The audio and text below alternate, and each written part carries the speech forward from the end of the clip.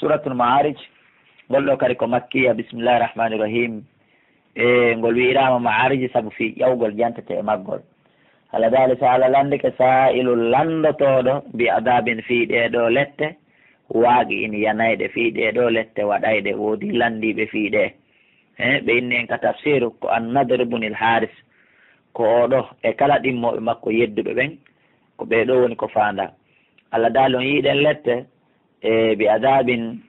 sala landike sa'il landotoɗo bi adabin fi ɗeɗo lette waagi in yanayɗe lil kafirina wonande heferaɓe laysa lahu alanaɗe daafi on duñowo ɗe itta. woɓɓe goo inni ɗe lette ko gere badri, woɓɓe goo inni ɗe lette ko dargal ngal woni ko fanda. minallahi immorde ka alladil ma'ariji jomiraɗo ƴawruɗe ta'aruju no ƴawa almalaikatu malaikaɓe warru e senna jibril ila yaaka faade ka mako kanko Allah fi yawmin e nder ñalande kana laatinde miqdaruhu embere mayre ko eɓɓoton ko kontoton e duuɓi aduna 50 alfa sanatin ko duuɓi guluje 50 mi mana ko ñalande dargal nde woni ko fanda. ñalande dargal ñallal gotal wiyetengal yawmul qiyama ngal hingal fota e duuɓi wulure ko konteten aduna siècle ji 10. fasbiri muñño tun an sabran muñal jamila labangal innahum no ɓe yarawnoɓe ɓe suti dargal ngal wonde ba'idan hingal woɗɗi ɓe falji wonarawo menen kañum meɗen sutingal wonde qariban ko ngal ɓattingal. menen meɗen suti meɗen andi kullu atti qaribum kala hunde nde andanɗa hoorema ko wonde arde haray ɗum hino ɓatti. kala ko woni arde haray woɗɗa haray ɗum ko ɓatti ɗum ɓe suti no woɗɗi menen meɗen reeni hino ɓatti ha hewti. ko hende tuma noon ngal waɗata ngal daroto yawmata kunu sama ko ñande asama on laatoy kal muhuli wono nebban huncinaɗan wata kunul jibalu pelle ɗe laato kal ihini wono jaaredi ilaydi wala yasalu si ɗum waɗi landota ko hamimum giɗo hamiman fi giɗo makko on haray ko himo huuli wata giɗo makko on yi'umo fiita taw hara no woɗuno ko duwa giɗo makko on ka aduna yubasarunahum ɓe yi'indira e legoy oya yiya giɗo muɗum oɗa kadi yiya giɗo mum kono ɓe landodirta ko an karini taw no waɗɗa ɗum a laaton ɓe ngureji ɗin no jam ɗum ka aduna ga. yawaddul mujrimu ayi bandijo on no yelo wallahi so yi lette ka duwa natude ɗon o yeloto law yaftadi hara o sottorayno min adabi yawmiidin immorde lette ɗen ndeññande on acca yake wona yawma idin sifa maggal ɗuɗa tokoraka qur'an ko yawmi idin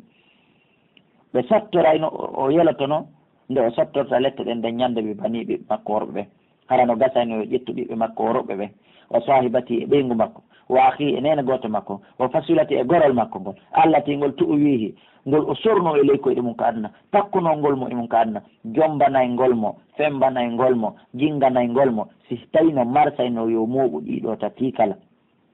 ɓiɓɓe ɓen e ɓeygu mum e nene goto ɓen e gorol ngol fof ɗiɗo nayi kala o jonna Allah yo daɗi lette ɗen so tawi Allah no jaɓayno ɗum no marsayno harayno himo yarli ƴettugol ɗum ɗo fof jonna Allah fi yo daɗu lette ɗen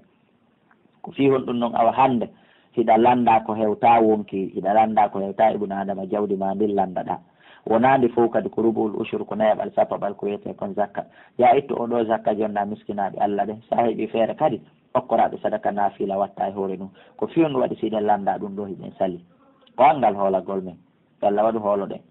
wa man fil ardi e ɓen wonɓe kaledi jami'an ɓe dendangal fi yo jonnu ɗum ɗo Allah tumma yum jihi kanko refti kanko o daɗa harayno mo wakkili Allah dal kalla waɗata wata wonde inna no yita ngel laja ko dulbayge nazaatan ko nge ñorayge li shawa wonande guritine bi mana heferaɓe naata e ɗe yiite ngen ɓen ila ka ɓe hayninge ɗon ko ɗon guri maɓɓe ni fof muɗum ñortoto yana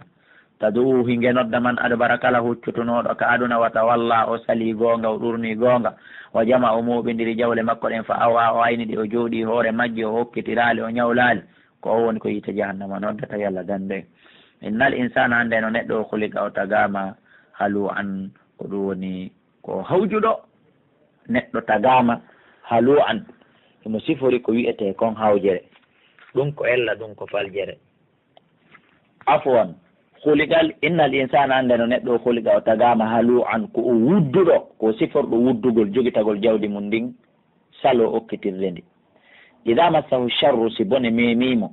nawnare e nawnirede e mayrede e perdi e kalugol makiti jasu an ta ko ɗenƴiɗo himo hara himo wayi wamo malakal mawte nangue tawi nani waɗete wa ida massahu lhayru si moƴƴere nde memimo ɗon noon manu an ta ko haɗitiɗo e wolangol yimɓe ɓen goto nanirtamo e nde ɓawo jeppini marsuno ma e nde o heɓuno lekki ma e nde ɗum ɗo wanno e nde ɗum ɗo waɗo tawa manu an ko haɗitiɗo e wolangol yimɓe ɓen nani wayete illal musallina sowona juulo ɓen kañum na noon sifori alladina ɓen ɓe kañum ala solatihim e dow julɗe maɓɓe ɗen da imuna hiɓe duumi e majje abadan waɓutu feƴƴirtaɓe walladina eɓen fi amwalin tawɓe hino e nder jawle mum ɗe haqqun geɓal maalumum andangal rubul usuru ko fanda kon nayaɓal sappaɓal ngal 1 million kala 25 000 e nder muɗum ko ɗum geɓal andangal ngal no e nder jawle maɓɓe ɗen geɓal andangal spécialiste sahili wonande torotoɗo almahrumi hormiɗo toragol ko ɗum ittoɓe sadaka ley ko yawa walladina ɓen yusaddiquna ɓeno e gongini mbi yawmi din ñalande joddi kuuɗe ko ɗum waɗi siɓi suɓa koɓe wola siɓi suɓa koɓe huwa walladina e ɓen humɓe kañum min adabi rabbi immorde lette jomaɓɓe ɗe musfiquna hiɓe huuliɗe ani maapi jooti inna adaba rabbihim saabu anduno lette jomaɓɓe ɗen gayru mamunin ɗe holnaki goy ko neɓuɗa julde hoora itta zakka ota hoola daɗiɗe ɗe holnaki yo Allah hulnu en e majji Allah dandu en ɗe walladina ɓen humɓe kañum li furujin wonande farjuji maɓɓe ɗin hafisuna hiɓe reeni ɗi moƴƴa noon ɓe naɓataɗi illa ala azwajum so nayi ɗo ɓengoli maɓɓe ɗin aw ma malakat aymanuhum ma ɓen horɓe maɓɓe ɓeɓe jeytiri ka ñaame maɓɓe hiɓe reeni fa innahum no ɓen ɗon fa innahum no kamɓe gayru malumina ɓe wonali feleteɓe e ɓengoli maɓɓe ɗin e horɓe maɓɓe ɓeɗo ɓe yana e maɓɓe lerde ɓe faala fama ndiwata kala noon ɗo ɗaɓɓoyɗo wara a dalika ɓaawo ɓeɗo ɗiɗo fa ulayka humul aduna haray ko ɓe woni jaggutuɓe ɓe